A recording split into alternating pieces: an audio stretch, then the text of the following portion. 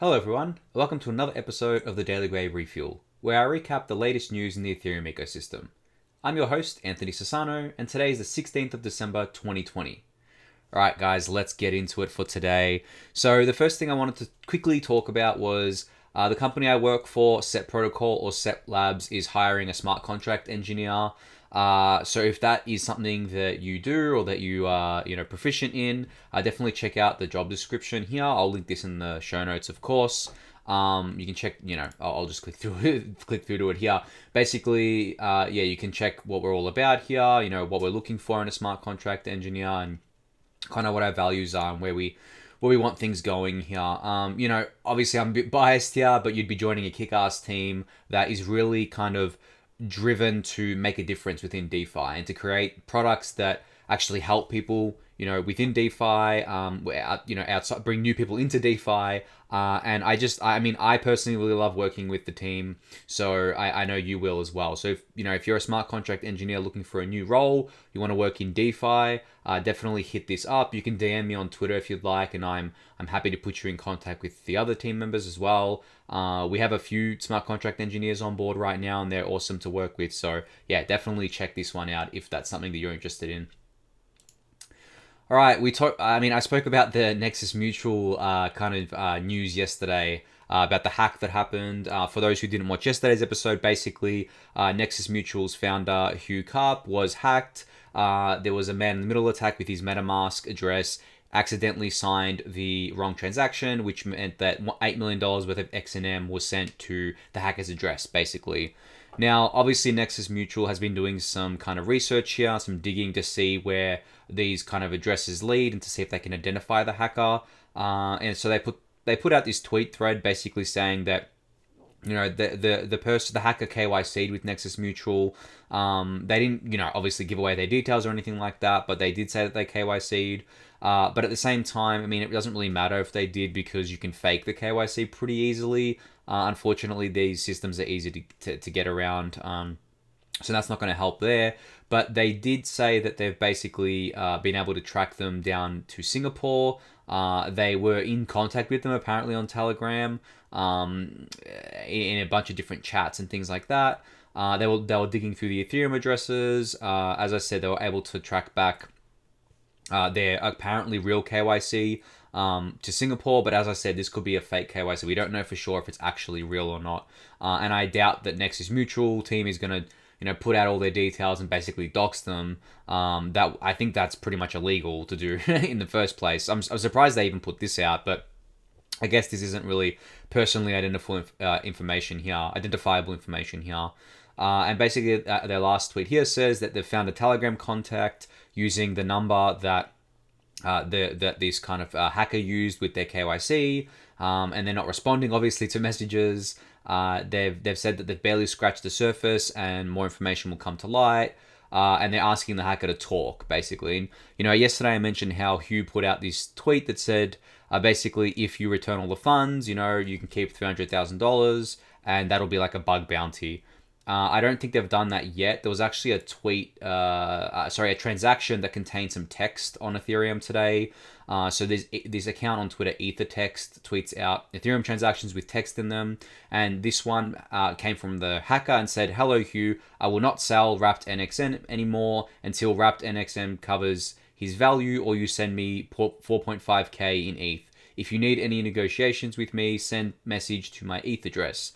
And then he lists a few of Hugh's addresses here, like Ethereum addresses, but these aren't actually all of Hugh's addresses. That some of them belong to Nexus Mutual as well. That's what the Nexus Mutual team put out. But for those who don't know, you can actually embed these kind of messages into any Ethereum transaction that you want.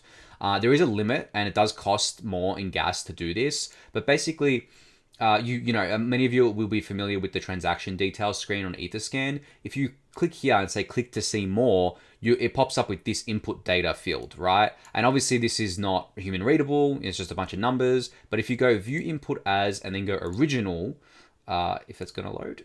sorry, you go UTF-8, not original, my bad.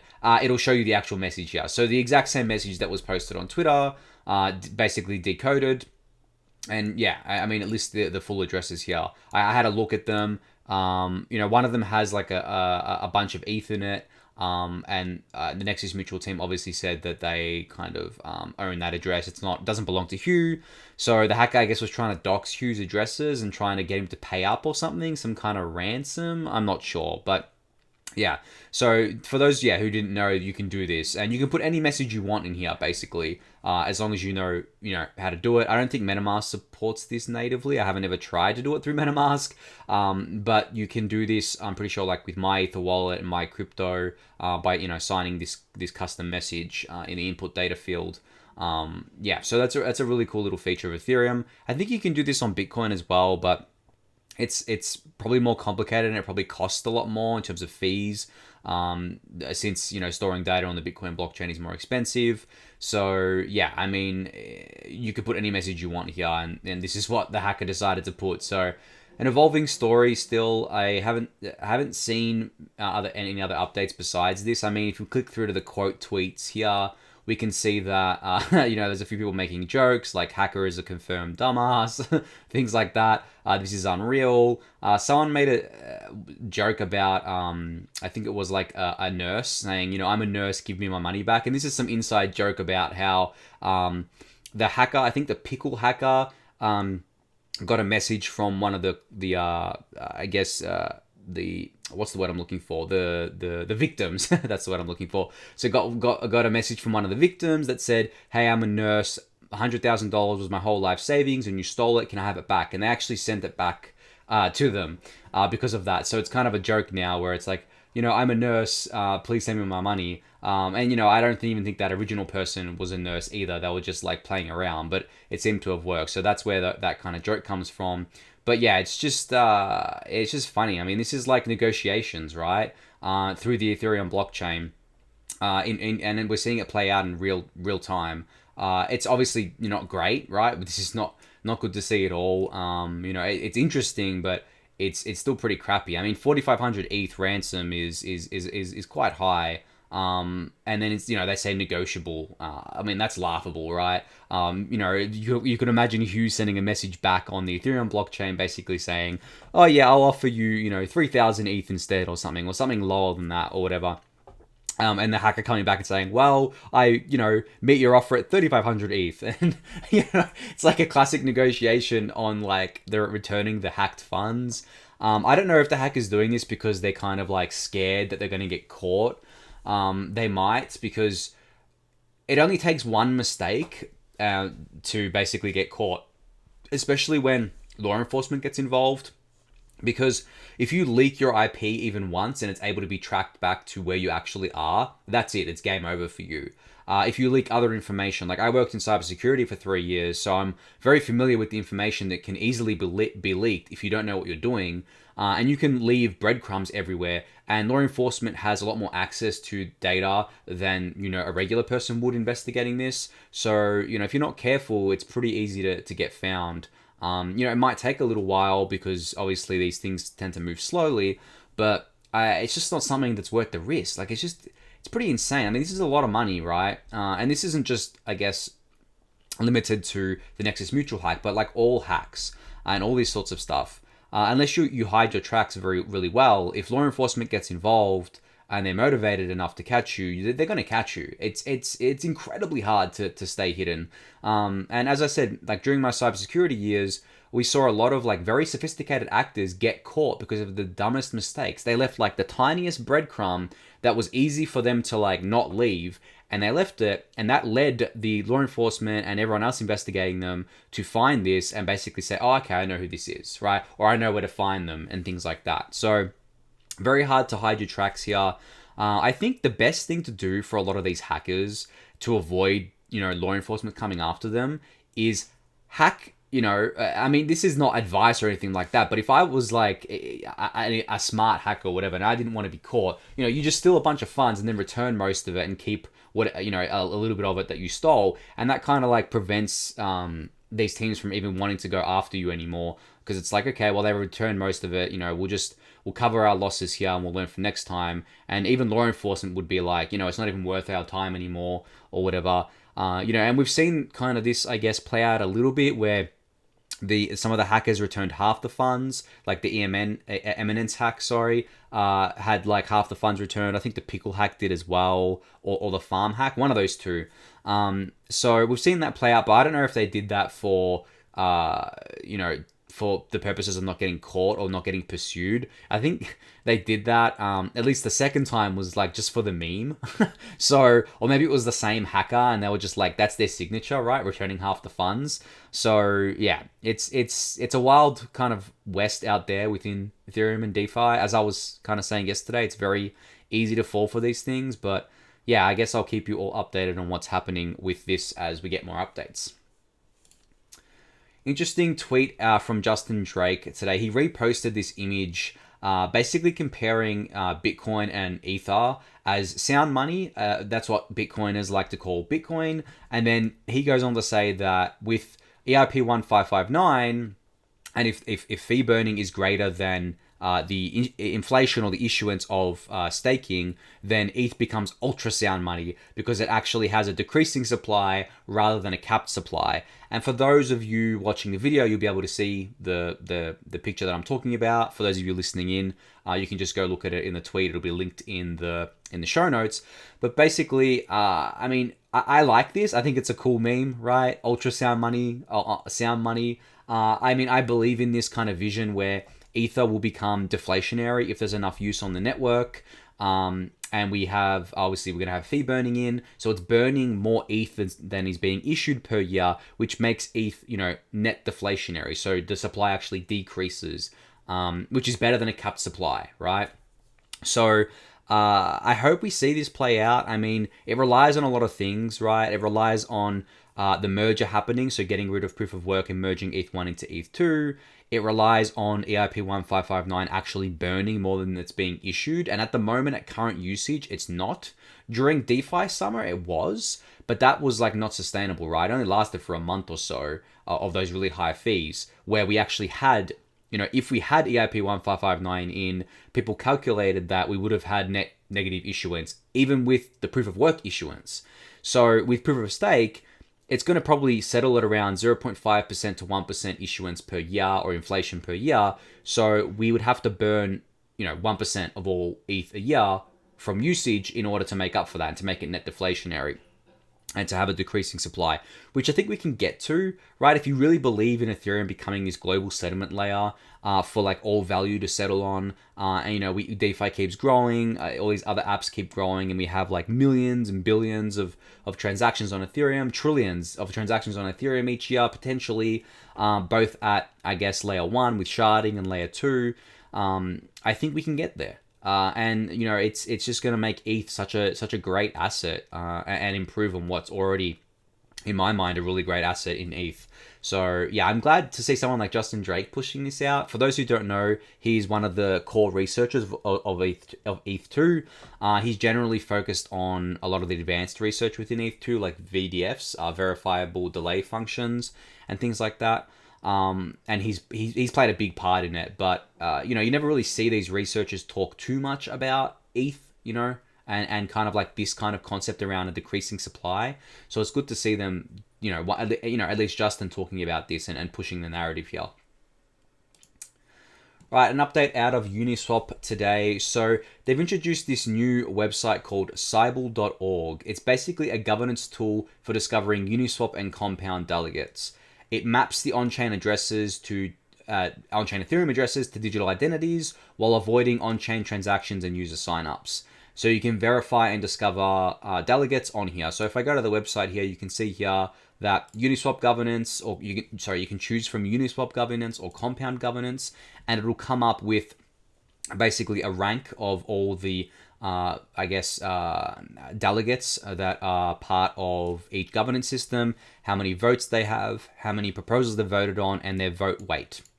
And you can sort by verified. So you can see here there's a bunch of verified people or companies like Gauntlet Network, Dharma HQ, Monet Supply, and a bunch of other people here. I won't read them all out. Or you can go to all and you can see the anonymous ones as well, right?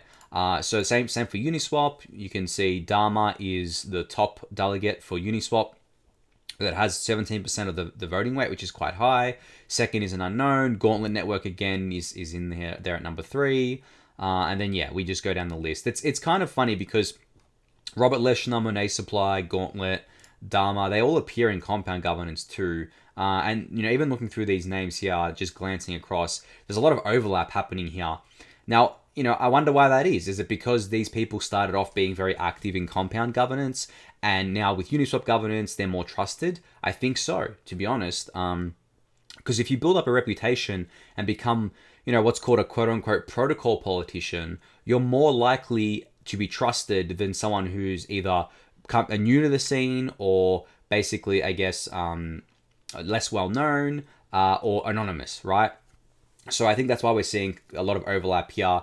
And, Gauntlet Network is actually doing a lot of great work in governance space. Robert Leshner is extremely active in different communities and within their governance. So, it makes sense for these people and these companies to be at the top of the list. So, yeah, it's great to see that playing out. You can even, sort by proposals on this website and see, who voted for and against, the addresses tied there, things like that. So yeah, nice little site from Uniswap here. I think this is going to go far. It's going to be great for handling all this governance related stuff. So yeah, kudos to Uniswap for building this one. All right, a little bit of a shill here about the Index Co-op. So for those who don't know, the Index Co-op is, was launched by Set Protocol, so the company I work for.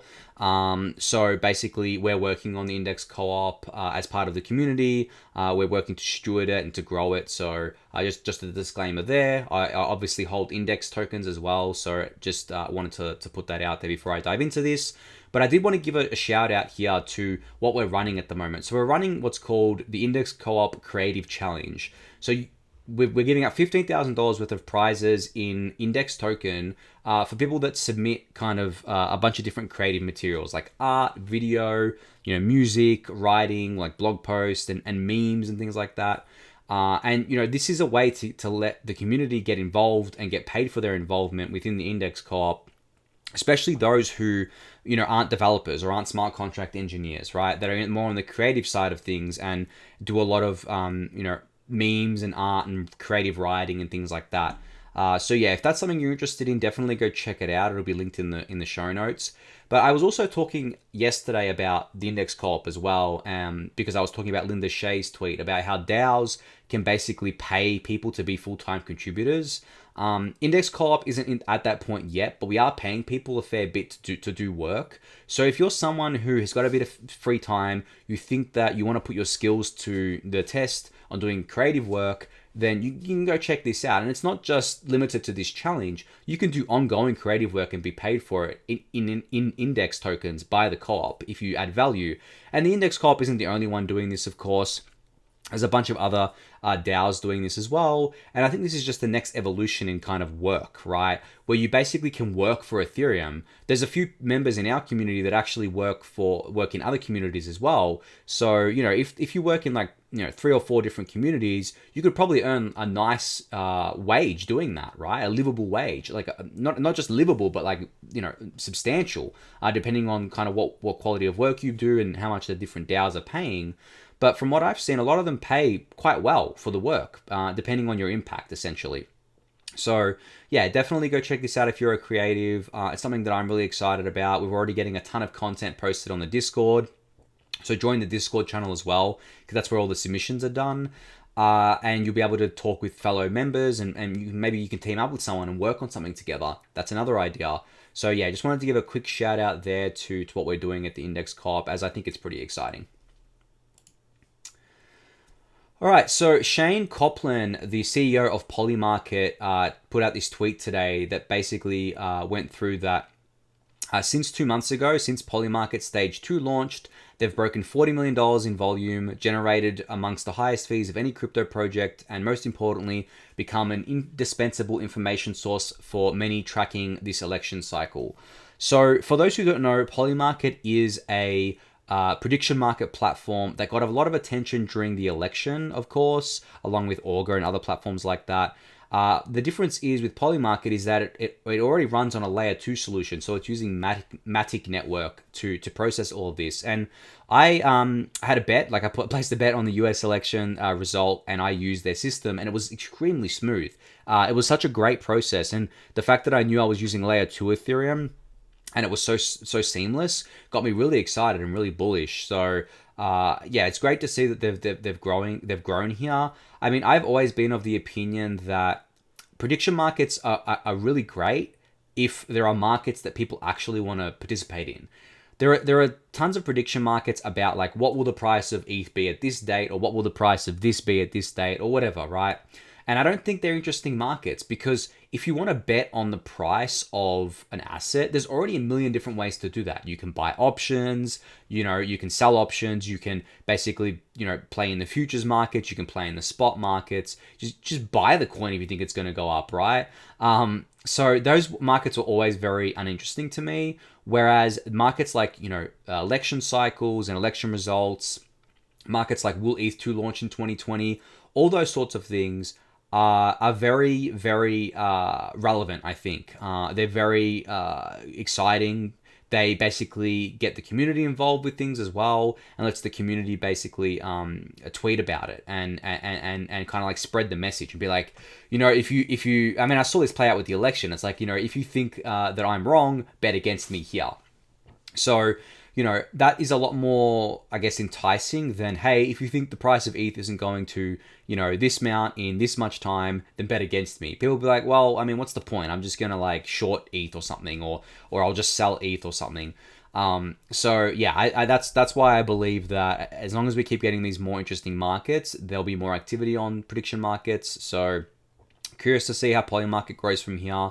Obviously, there was a bit of an outlier in the US election, but there's a lot of other markets that still can be put out there that I think can be maybe, I don't know if as big as the US election, but, at least almost as big. So yeah, looking forward to seeing how prediction markets, I guess, across the board grow here. All